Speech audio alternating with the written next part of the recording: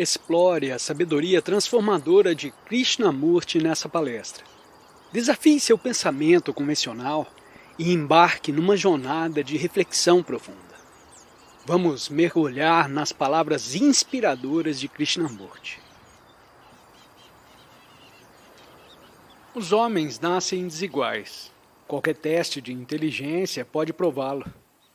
Nossos Shastras, reconhecendo esse fato, classificam os homens em 3 tipos: Sattva, Rajas e Tamas.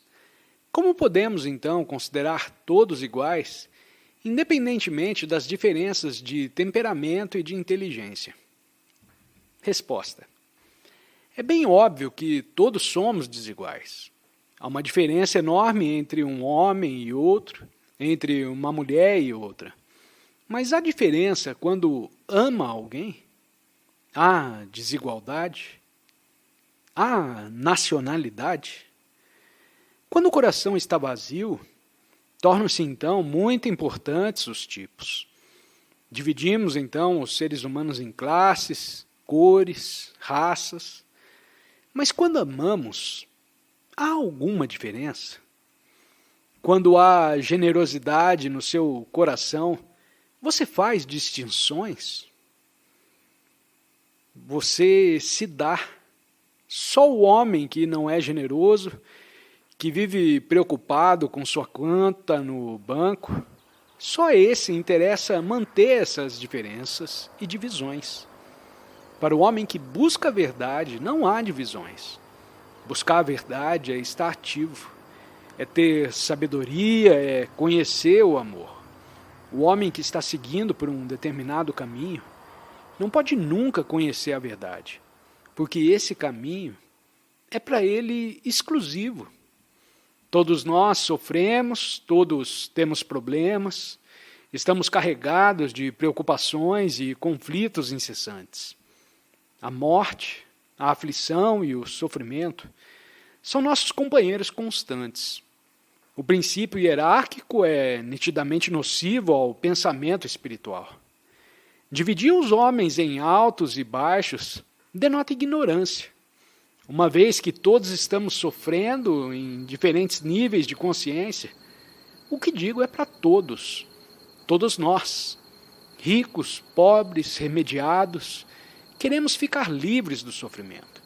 O sofrimento é nossa condição comum. E como todos, buscamos uma saída do sofrimento. O que digo é para todos. Pois bem, visto que sofremos, nada se ganha em queremos apenas fugir a essa condição. O sofrimento não pode ser compreendido se fugimos dele, mas sim se o amamos e compreendemos. Compreendemos uma coisa quando a amamos. Você compreende sua esposa quando a ama. Compreende o seu próximo quando o ama. O que não significa deixar-se arrebatar pela palavra amor. A maioria de nós foge ao sofrimento por meio dos inúmeros artifícios engenhosos da mente. O sofrimento só pode ser compreendido quando estamos frente a frente com ele, e não quando buscamos incessantemente fugir dele. Por causa do nosso desejo de evitar o sofrimento, criamos uma civilização de distrações, de religião organizada, com suas cerimônias e pujas, e amontoamos riquezas, explorando os outros. Todas essas coisas são indicativas do nosso empenho em evitar o sofrimento. Sem dúvida, vocês e eu, o homem da rua, qualquer um pode compreender o sofrimento, bastando que lhe dê atenção. Mas, por desventura, a civilização moderna nos ajuda a fugir por meio de divertimentos, de distrações, de ilusões, de repetições de palavras, etc. Tudo isso nos ajuda a evitar o que é, e por isso precisamos estar cônscios dessas inúmeras fugas. Só quando o homem estiver livre das suas fugas, dissolverá a causa do sofrimento. Para o homem feliz, o homem que ama, não há divisões. Ele não é brahmane, nem inglês, nem alemão, nem hindu. Para esse homem não há divisões de altos e baixos. É porque não amamos que temos todas essas odiosas divisões. Quando ama, tem um sentimento de riqueza que te perfuma a vida e está pronto a dividir o seu coração com o outro. Quando está cheio o coração, as coisas da mente fenecem. Pergunta: o Maharashtra é a terra de santos. Janeshvari, Tukaram e muitos outros filhos de Maharashtra lutaram por meio de Bhakti Marga para proclamar a verdade e dar assistência a milhões de homens e mulheres comuns, que ainda visitam o templo de Pandharpur todos os anos com fervorosa fé. Esses santos nos deram mantras. Não são eles importantes? Resposta: você acredita que pela repetição de palavras, pela repetição de um nome, dá nutrição à alma? Ou apenas insensibiliza a mente? Sem dúvida, qualquer coisa que repetimos vezes e mais vezes torna a mente insensível. Não representará essa constante repetição de palavras um expediente para insensibilizar a mente e impossibilitar qualquer revolução, qualquer investigação e qualquer reação sensível? Tornou-se uma das funções dos governos insensibilizar a mente por meio da repetição constante. Nós estamos certos e os outros partidos errados. Pela incessante repetição de um nome, pela prática constante de um rito, não há dúvida de que a mente, que deveria ser sensível e flexível, se torna embotada. A maioria de nós tem inclinação para viver uma vida de devoção, de alguma espécie. Mas, infelizmente, esses exercícios de repetição a destroem. Muito importa compreender que o caminho da devoção e o caminho da sabedoria não são separados.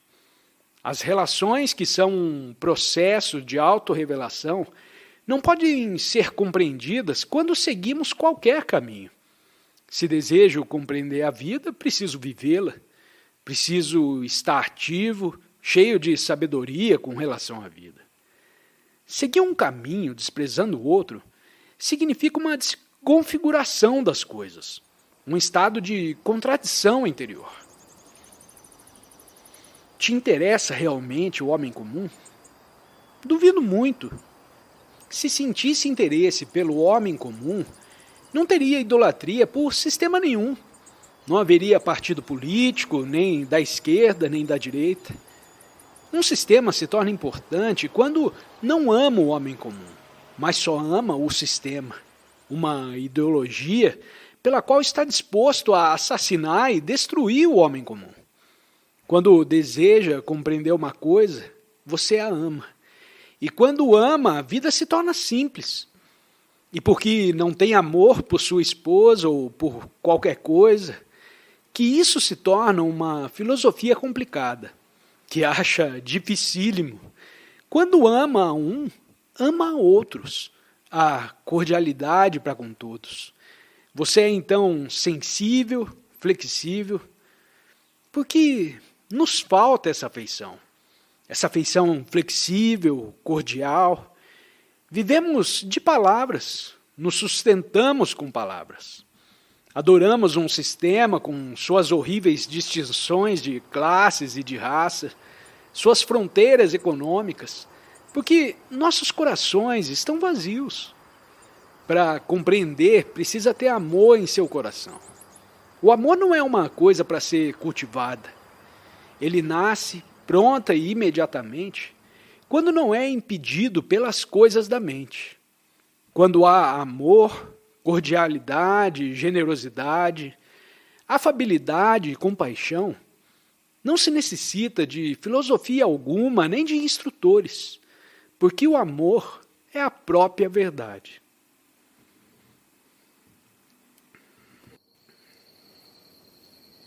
Visto que a todos nós interessa a ação, e que sem ação não se pode viver, É de toda necessidade entrarmos a fundo nessa questão e procurarmos compreendê-la plenamente.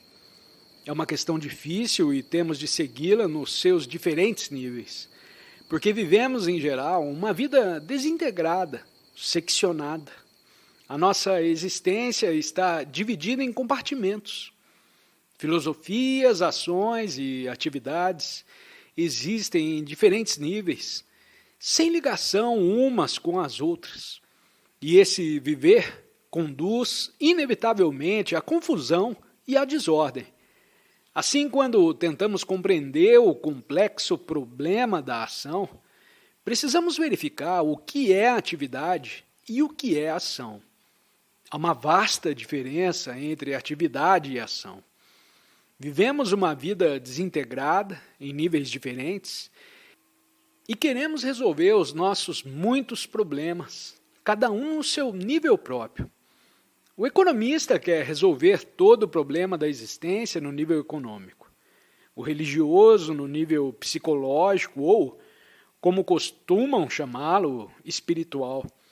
E o homem que crê na reforma social se interessa pela transformação exterior, pela modificação dos padrões sociais e etc. Vemos, pois, que os que mais de nós operamos em compartimentos separados, isolando o problema e procurando resolvê-lo, como se ele fosse exclusivamente um problema econômico ou um problema psicológico ou espiritual, exclusivamente externo ou interno. Ora, essa ação isolada é ação desintegrada, e a ação circunscrita é mera atividade. Quando queremos resolver um problema no seu próprio nível, como se ele não tivesse relação com outras questões importantes da vida, essa maneira de tratar o problema não passa de mera atividade. Atividade é ação que não está em relação com o todo. Quando dizemos, modifiquemos primeiro o ambiente e o resto se resolverá por si. Uma ideia dessa, sem dúvida, revela um pesar fragmentário, conducente à mera atividade. O homem não vive num único nível, mas em diferentes níveis de consciência. E separar sua vida em compartimentos, em níveis diferentes e sem nenhuma relação entre si, é obviamente prejudicial à ação. Muito importa compreender a distinção entre atividade e ação. Eu chamaria atividade a conduta de vida baseada em níveis independentemente, em níveis desintegrados. Isso é, queremos viver como se a vida estivesse num único nível, sem nos preocuparmos com outros níveis, com outros campos da consciência. Se examinarmos tais atividades, verificaremos que se baseiam em ideias, e a ideia é um processo de isolamento. Portanto, a atividade é sempre um processo de isolamento e não de unificação. Se analisar a atividade, verá que ela é o produto de uma ideia. Isso é, a ideia é considerada a coisa mais importante de todas, e uma tal ideia é sempre separativa. Uma ideia que gera atividade ou uma atividade baseada no padrão de uma ideia há de causar conflito, inevitavelmente. E isso é o que está acontecendo na nossa vida. Temos uma ideia e depois nos moldamos por essa ideia. Mas se a examinar atentamente, poderá ver que a ideia é separativa. Uma ideia nunca pode ser integradora. Ela sempre separa, sempre divide. Aquele que se entrega a simples atividades baseadas numa ideia está obviamente criando malefícios, causando sofrimentos e promovendo a desordem. A ação integrada não nasce de uma ideia. Nasce assim que compreende a vida como um processo total, não fragmentado em compartimentos separados, em atividades separadas do todo da existência. Ação integrada é a ação que não está baseada em ideia, ação que abrange o todo, o processo total. E o que é um processo total não tem a limitação de uma ideia. Assim, aquele que deseja agir seriamente, interessadamente, de maneira cabal, sem produzir desordem, deve compreender a ação como um todo, não baseado em ideia. Quando a ação se baseia em ideia, é mera atividade, e toda atividade é separativa e exclusiva. Nosso problema, portanto, é o de como agir integralmente, como um todo e não em diferentes níveis, não relacionados entre si. Para se agir como um todo, agir integralmente, é óbvia a necessidade de autoconhecimento. O autoconhecimento não é uma ideia, é um movimento. Uma ideia é sempre estática. E se nos falta o autoconhecimento, a mera ação baseada numa ideia conduz à desordem, ao sofrimento e à dor. Portanto, para a ação necessita-se autoconhecimento. O autoconhecimento não é uma técnica. Não o temos de aprender num livro. O processo do autoconhecimento se descobre nas relações, em nossas relações com um só indivíduo ou com a sociedade. Sociedade é a relação entre eu e outro homem. Só pode haver ação integrada quando há autoconhecimento. E o autoconhecimento é produto não de uma ideia, mas das relações que estão em constante movimento. Se observar, poderá ver que as relações nunca podem fixar-se, nunca podem ser limitadas por uma ideia.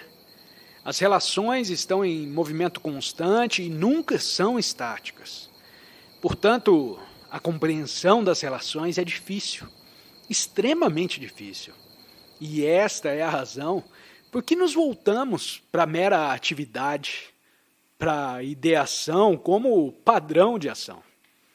Nessas condições, o homem sincero não deve deixar-se envolver na atividade, mas sim compreender as relações pelo processo do autoconhecimento.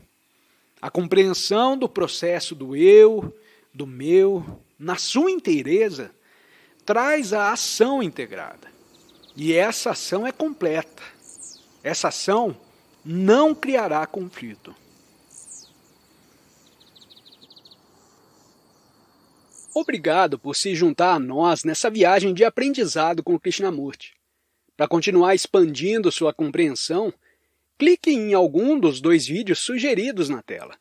Desafie-se a absorver mais sabedoria e compartilhe as suas reflexões nos comentários. Não se esqueça de se inscrever para mais explorações. Até a próxima!